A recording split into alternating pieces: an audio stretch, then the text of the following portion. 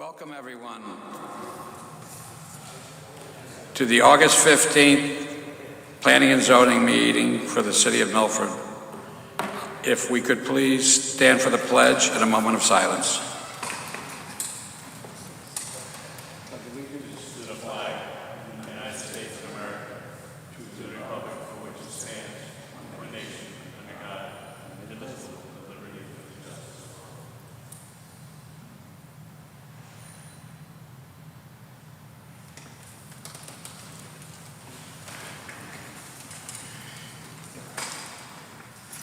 Meg, if you would call the roll.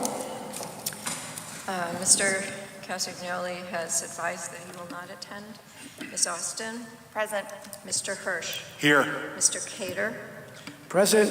Mr. Collegian? Present. Mr. Mortimer? Present. I knew you were here. Mr. Sadi?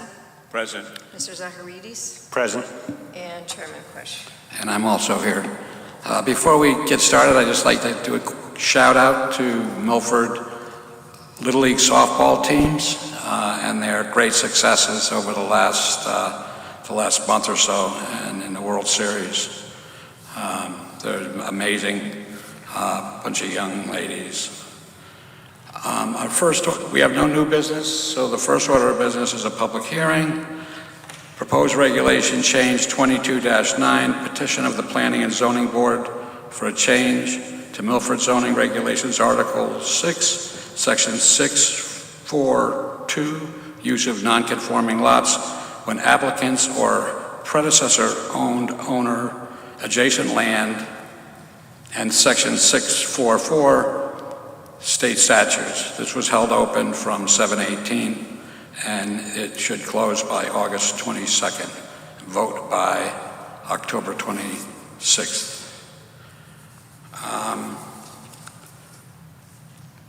Does any member have any comments or questions they would like to have addressed at this time? Mr. Sadi. Thank you very much.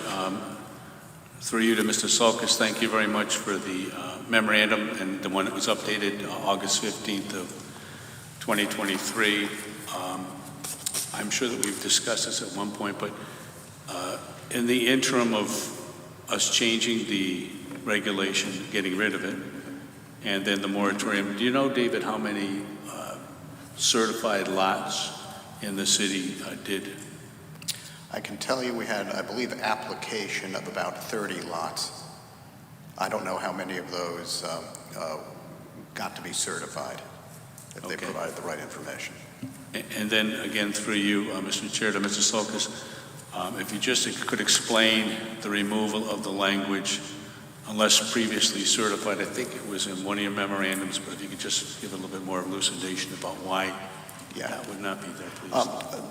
Because if someone has applied within that interim period, a determination has been made during that period and it would be part of its file. So that way we don't get into issues which someone had brought up, oh gee, what does certified mean? Because we don't define it in our regulations. So it would be treated like any other property that, say, has had a variance, has had an approval of one kind or another. It's part of the file. So if it's been quote-unquote certified or given a certificate of zoning compliance, they could come in and get a zoning permit like anybody else could. And the last question I have through the chair to you is, we had a presentation at the last meeting, and I brought up the fact that there were at least, to my memory, 2, possibly 3 matters before a zoning board of appeals where Mr. Harris had testified, and the finding of the zoning board of appeals, I assume they found that they were appropriate lots. I just want to make sure that whatever the language you're proposing is not going to make it easier for those that have taken appeals. I would think we should support the actions of the zoning board of appeals. I just want to make sure that's not going to occur. Yeah, whatever action you take tonight, if there is some other action going on elsewhere, that action's already started, so it shouldn't affect that action. Thank you, Mr. Chair. And David, excuse me, just for clarification, if you had lots certified that are non-conforming, they are still non-conforming and would need to be conforming in order to build on, unless, of course, there was a variance. Correct. If you're talking about these pre-1929 lots, that would be correct, because you would have the lot of whatever size it is, and for this discussion, we'll say it's 25 feet wide. Oh, you have your lot, but yet to build on it today, you would need most likely a variance for some side yards in that case. And another question: what would be the effect of merger by law on an owner that has multiple properties that are contiguous and are in different zones? Okay, so you'd still have, by our definition, they would be merged. So now the question is, and I think it's in my memo there, what would happen if, say, 3 of those lots are in the R5 zone and 3 of those lots are in the R75 zone?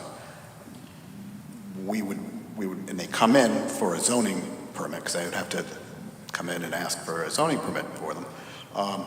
The ones that are merged under R5, we try to make more conforming R5s, and the ones under R75, we'd look to make them more conforming. They could also come in and ask for a zone line adjustment if they, like any other property owner, say, hey, I've got these properties, the 2 zones are abutting one another, this is how I want to develop them, I can only get, say, 2 lots out of the R75 and, 2 lots out, they could ask to move the zone line if they wanted to develop something in a different way than what just the plain merger would give them. Right, and what would be the implications for someone that own contiguous property in both a CDD zone and a R5 and an R7, say 3 zones, and one of them being a CDD? Well, the CDD has its own minimum lot size as well. So again, nothing has changed from what I just told you. You're just throwing in a different zone. But they would merge. Would they merge under the CDD regulations, or would they merge under the residential, the R75? We wouldn't merge something that would then be in conflict with the zone line. That's the key thing, because we always look to make things more conforming. So common sense would say you're merging it to whatever the closest zone is that you can get out of this. But you wouldn't, for instance, in any of the CDD zones, which usually abut a residential zone, you wouldn't be taking that abutting residential property and merge it with the CDD, because then in effect you're moving that commercial line into the neighborhood, which is something that if they ask the board to do, okay, but we wouldn't do that in a regular merger. But isn't that a little bit different than what you explained about if you had 4 lots, 2 in R5 and 2 in R75? So there is a definitive line between those, and they may not be contiguous. It may be, Right. well, they are contiguous. Well, yeah. they have to be contiguous. Right. I mean, so they, yeah. So you just said that you wouldn't move a zone line, and then you just said The board would have to, the applicant would need to ask the board to move a zone line. Only you can move a zone line. right. So in the case where there's what if merger? What if you have this R75 right next to an R5, and they're both non-conforming, and now you're merging them? Are you merging them to the R5, or are you merging them to the R75? I guess that would depend on what the applicant is looking to do. I mean, Yeah, the applicant's probably Yeah, I just mean, asking the question, what so- can I do? Right, because you could have a 3,000 square foot lot in the R5 and a 2,000 square foot lot in the R75. You're going to merge them. You just got your answer. It's an R5 because you got 5,000. You're merging it to the closest thing that you can to be more conforming, which is the R5. Right, and that's not, though specifically addressed here, that becomes the discretion of your office? If we work with the applicant, but I have to tell you, I don't recall this being an issue even when we had 642, because typically they're all in the same zone, typically. If we have an unusual situation where it's not, you know, we may be visiting you depending on what the applicant wants to do. Okay, thank you. Oh, Eton. Yeah, I just have a comment, Mr. Chairman. I think we have to remember that this statute or this regulation only applies to non-conforming lots. My understanding from the Mr. Salkis is that most commercial lots in this town are conforming. So really what we're dealing with is we're dealing with residential lots. And so if you have a situation where you have two abutting non-conforming lots, nothing prevents, from this regulation text, an applicant coming to this board to seek either a lot change or a special permit, nothing of the sort. We still have flexibility as a board to, notwithstanding the fact that it's merger by operation of law, we do have some flexibility as a board based on unique circumstances. Thank you. Any other questions or comments from the board? Okay, seeing none, this is a public hearing, and so if anybody in the audience would like to speak, please come up. Keep your comments to about 3 minutes, and don't repeat what the other person said, just concur.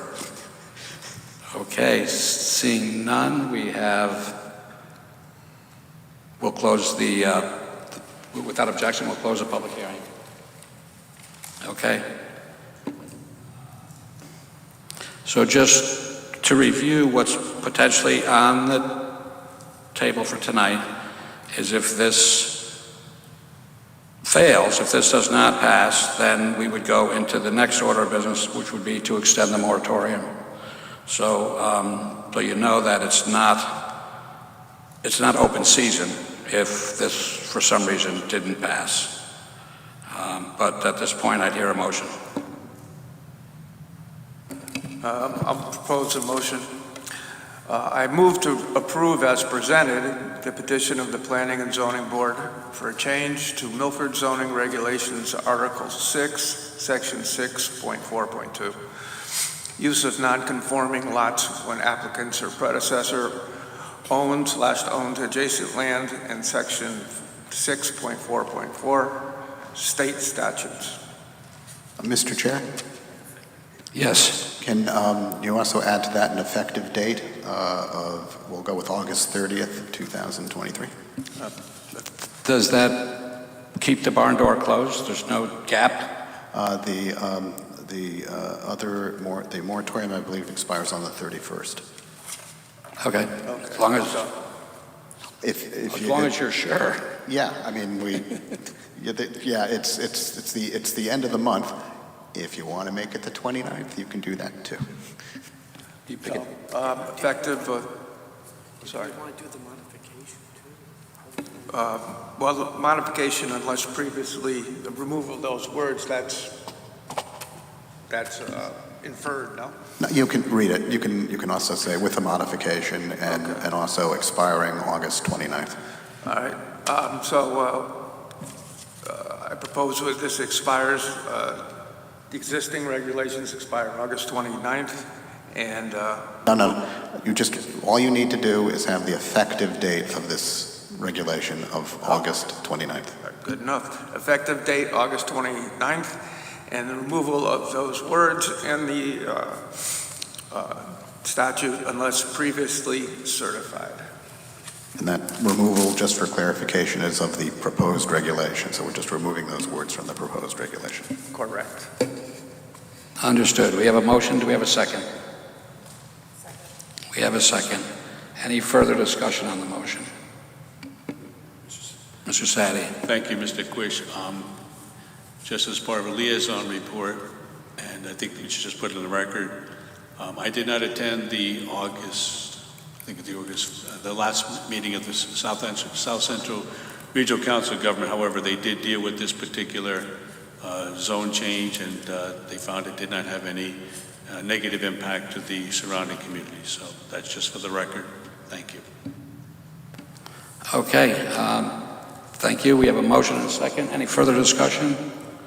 I'd just like to say that we spent an awful lot of time and energy on this. I'm not quite happy with merger by law, but it is what it seems it's obviously what's presented in front of us. I thought there were other options that were viable, but they're not in front of us tonight, so we'll just go forward with the vote. Please call the roll, Meg. Ms. Austin. With the motion. Mr. Hirsch. With the motion. Mr. Cater. With the motion. Mr. Collegian. With the motion. Mr. Mortimer. With the motion. Mr. Sadi. Abstention, please. Mr. Zaharidis. With the motion. And Chairman Quish. I'm against the motion. You have 6 for, 1 against, and 1 abstention, so the motion passes with the 6. Okay, so thank you for that. The extension of the moratorium is no longer germane. Am I 100% correct? You are 110% correct. Okay. The next order of business has been postponed to September 5th. Next item is old business. Seeing none, we have liaison reports. Thank you, Mr. Chair. I did attend the most recent meeting of the South Central Council of Governments. One thing that is important that was brought up for our purposes is that on the date of October 12th of 2023, they're going to have an additional 4 hours of training. So those members of the board that feel it's necessary, they can go. It's going to be 1 hour of affordable housing, 3 hours of land use basics.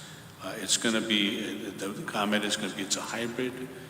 They're planning to be 5 to 7 p.m. So you could go to North Haven Library, or you could sit in your home and watch it. But I do suggest, if those of us have an interest in continuing these boards, that the affordable housing might be something worthwhile to at least see.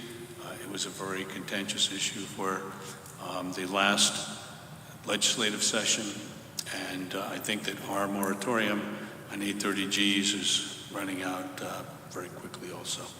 But that's all I have to report. Thank you, sir. Thank you. And if you have an email from Regional on that, if you would share it with the board members so they have a link at their ease of use. Subcommittee reports. I actually don't know the schedule for the POCD, David. Could you refresh us on that? So right now, it has been circulated to the Council of Governments and to the Board of Aldermen. They have 65 days each to review the document. After the 65 days, we will then schedule another public hearing to adopt the document. Okay, thank you. And could you update us on the Regulation Subcommittee? We do have some things in the hopper, so we just need a date to have the committee. So we could meet, if you choose, next week, either on Tuesday or Wednesday, whichever one that the subcommittee would like, or the week after. It's entirely up to you. Okay, if you would please inform the members of what's on the agenda, and then we'll collectively choose what's convenient. I'll and send it will out be a remote meeting. Yep, it'll be, and I'll send it out by email, get everyone's dates. Yep. Thank you. Approval of the minutes. Do we have a motion? Make a motion to approve the minutes of July 18th of 2023. Second. Second. All those in favor? Aye. Opposed? Seeing none, they're approved. I have no report as a chair's report, staff report. None this evening. Okay. Motion to adjourn.